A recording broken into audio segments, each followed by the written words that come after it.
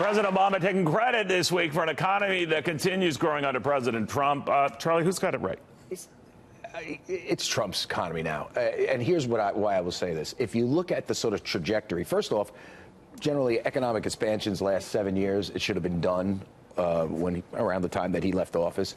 And the amount of growth that came post-Trump, and by the way, before you jump down my throat, I am no Trumpkin. You know, I hammer whatever I can. That's for sure. But if you look at if you look at the wage growth, there's been wage growth. You look at the that acceleration is on the president. And here's why. And he didn't have to do one thing. He had to do one thing, but say no more regulations. It's a massive tax cut. And I'll tell you, you got to give it. He's going to tweet what you just said. I hope so. Within seconds.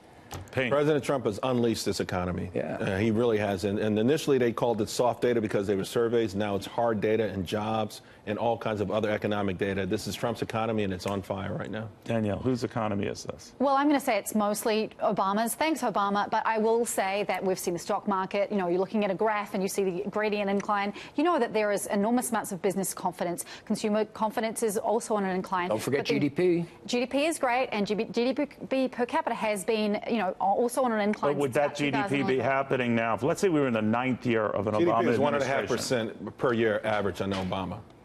Right. Okay. That's fine. That's a big difference. No, let her answer. Okay. All I will say is if you take sort of a 7-year view or an 8-year view after we got out of the kind of hole and we had the stimulus package, there were indicators of economic health that are continuing under Trump that we saw really come out. We came out of the Great Depression because of President Obama. When you hit bottom, and Ben is an economist, he'll tell you this, when you hit bottom, you generally get a V-shaped recovery. Yeah. It's called elasticity in economics. Because you went so far down and you put all that stimulus. Guess what we got? We got kind of a, I don't know, a little V, tiny V. All right, Ben Stein, who gets the credit here, Ben? Okay.